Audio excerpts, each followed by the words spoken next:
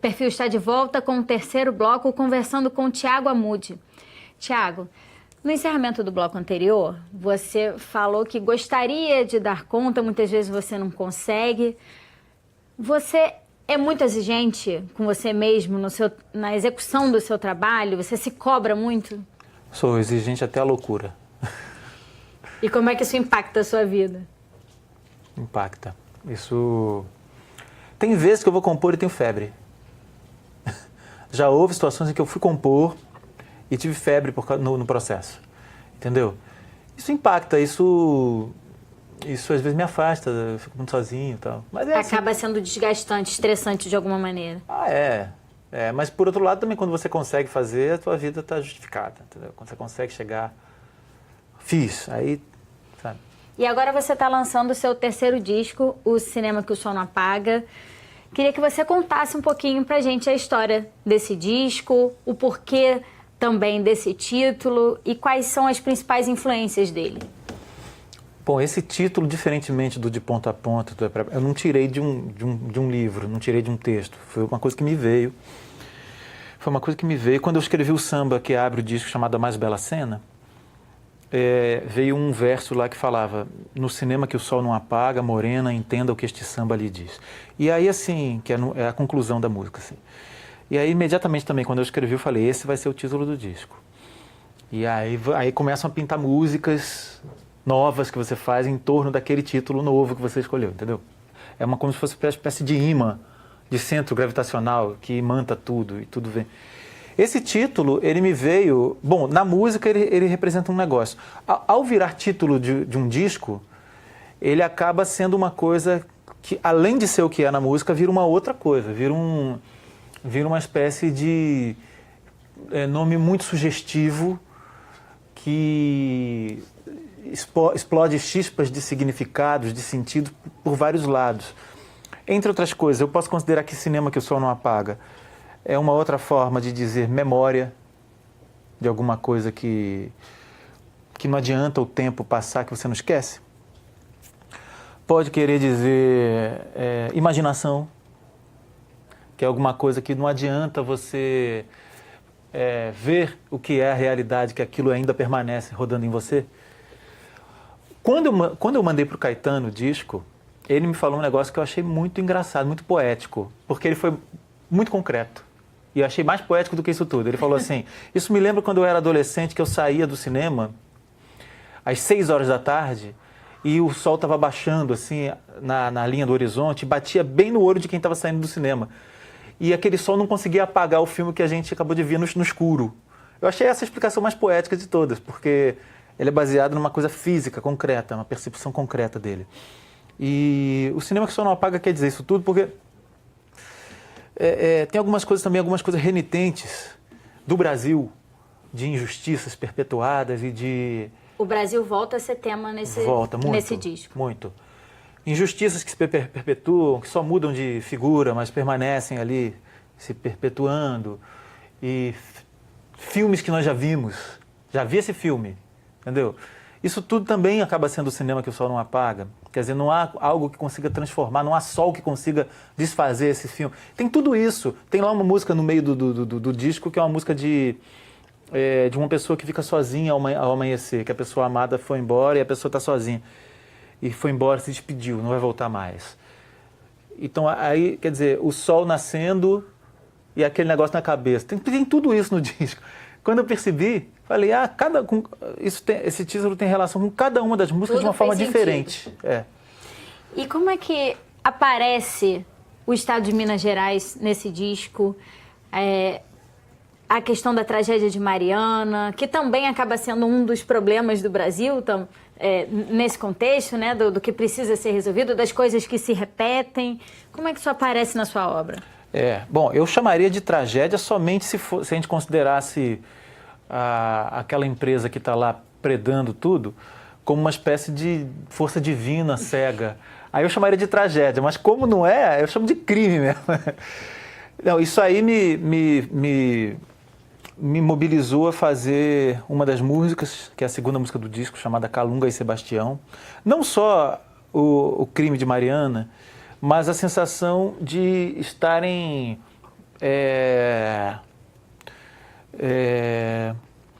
aniquilando as forças vitais do povo brasileiro, entendeu? Já fala tragédia. O crime de Mariana, ele só serviu ali naquele momento de estopim para eu dar vazão a essa percepção aí. E também na primeira música, A Mais Bela Cena, o último verso é Doce Rio de Rejeito. Que eu falo, Doce Rio de Rejeito, o Brasil.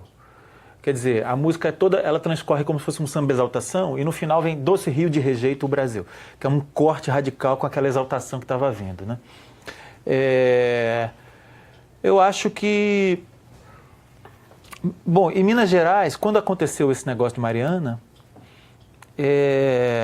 coincidiu de ser uma época onde eu estava estreitando muitos laços de amizade com pessoas de Minas Gerais, da música. E não só da música, mas sobretudo da música. Minas é como se fosse uma espécie de matriz a qual eu sempre volto para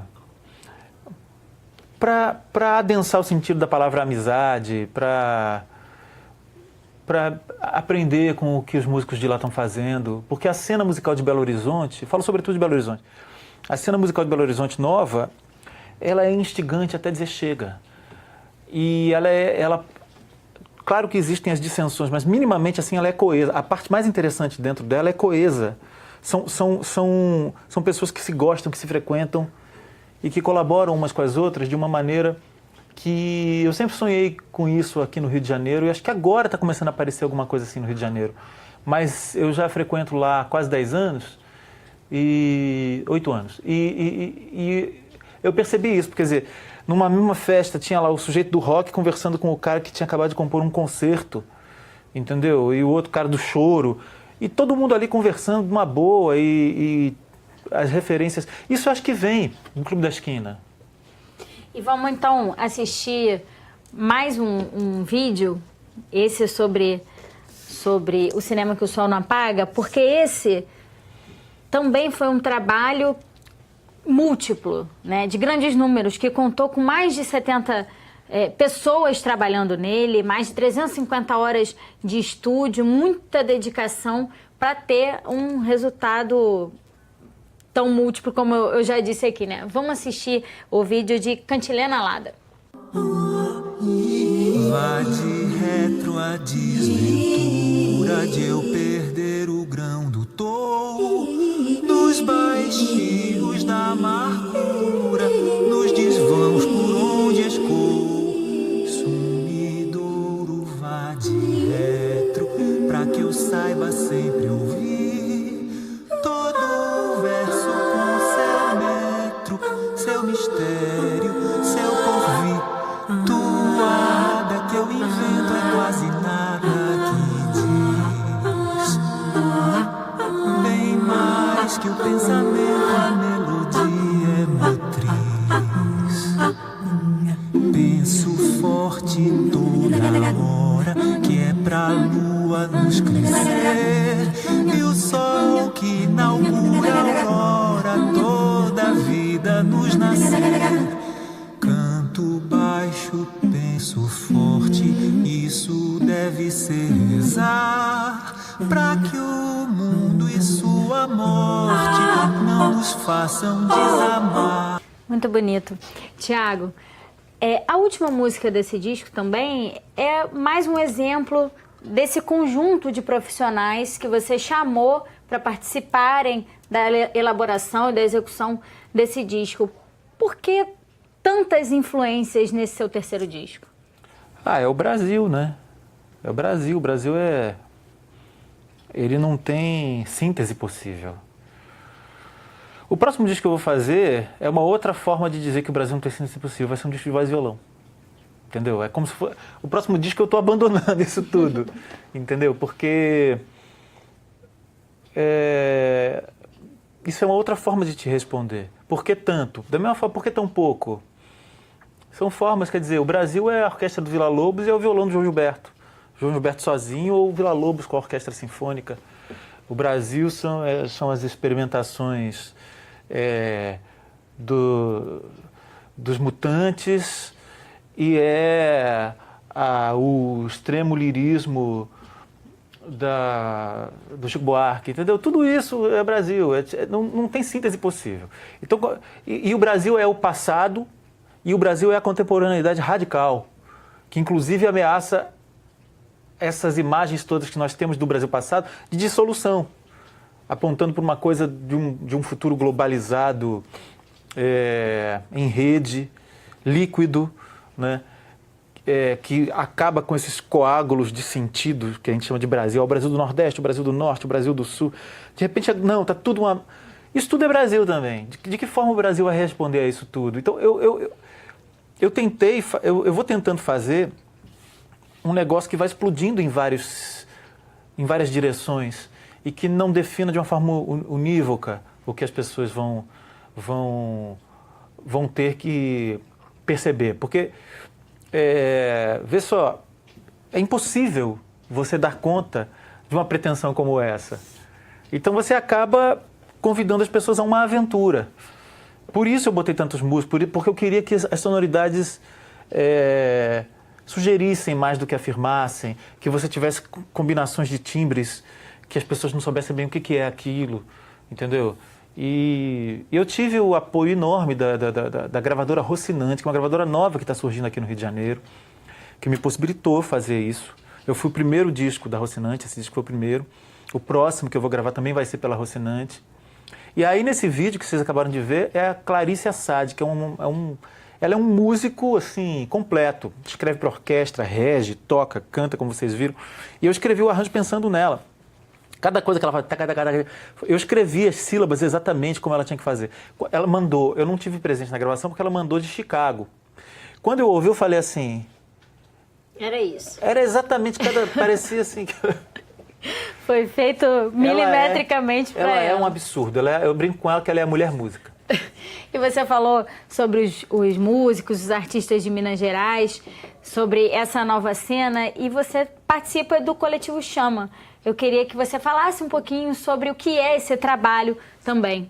O Coletivo Chama lançou um disco em 2016, que eu considero meu terceiro disco. Não é meu terceiro disco solo, mas é meu terceiro trabalho, assim, porque ele foi muito concebido por mim, foi arranjado por mim e pelo Ivo Senra. Ivo Senra é o produtor do meu disco mais recente. É bom deixar isso registrado. Foi arranjado por mim, pelo Ivo Senra, o disco do Coletivo Chama. O disco se chama Todo Mundo é Bom. É um disco, assim, desde o título ele vai provocando. Porque ele é um disco que tentou tratar, ali em 2016, 2015, 2016, que foi quando ele foi concebido, daquilo que nós já percebíamos que ia ser uma crise muito grande que estava se avizinhando no Brasil. Para mim estava nítido que muito do que começou a acontecer em 2018, 2017, 2018, iria acontecer. E aí eu me lembro que eu propus para as pessoas, vamos fazer um disco que fale dessa crise de uma maneira sem travas e que tenha, mais uma vez, aquela coisa do sacradança que eu falei no começo, que tenha também uma violência estética, um impacto muito grande, no sentido de tocar em certas feridas que a nossa geração, que ao meu ver naquela época, a nossa geração estava raramente tocando. Havia uma sensação, ao meu ver, posso estar equivocado, mas havia uma sensação da parte de muitas pessoas da minha geração na música, que alguma, como eu posso dizer, algum conforto político e social garantia a liberdade criativa. Então, assim, como se nós tivéssemos chegado numa espécie de paraíso social-democrata. Algumas pessoas só começaram a perder essa ilusão quando viram o que começou a acontecer em 2016. Eu perdi totalmente essa ilusão em 2013, quando eu vi aquelas coisas nas ruas acontecendo. Eu entendi que aquilo dali... Inclusive, aquilo me fez rever uma opção de coisa que eu pensava.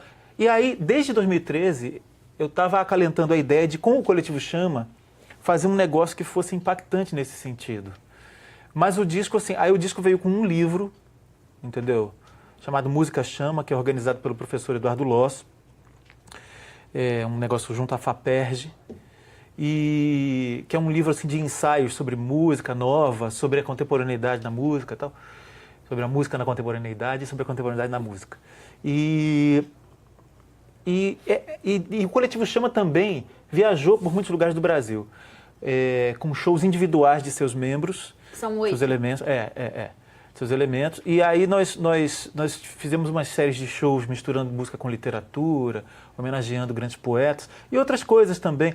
O Coletivo Chama foi chamado para fazer a Bienal de Música de 2015, que foi o primeiro grupo de música popular a ser chamado para participar da Bienal de Música. Era uma homenagem ao Mário de Andrade, foi um convite da Funarte, do Marcos Lacerda, que era o diretor de música na Funarte, e ele nos convidou, peguem um repertório que o Mário de Andrade compôs, ou que ele coletou nas viagens dele pelo Brasil, aquela coisa do turista aprendiz que ele fez, peguem e façam outro arranjo. Aí eu e Ivo fizemos os arranjos, participamos do show na Cecília Meirelles, fizemos nosso concerto na Cecília Meirelles.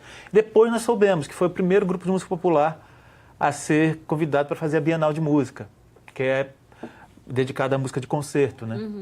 Então o Coletivo Chama foi fazendo essas coisas. Agora o Coletivo Chama está hibernando, daqui a pouco ele volta. Bom, Tiago, infelizmente nosso programa está acabando. Antes da gente encerrar, queria que você dissesse para o nosso telespectador, quem quer ter acesso ao seu disco novo, às suas canções mais recentes, como é que pode fazer para comprar o seu disco, onde é que a gente encontra isso?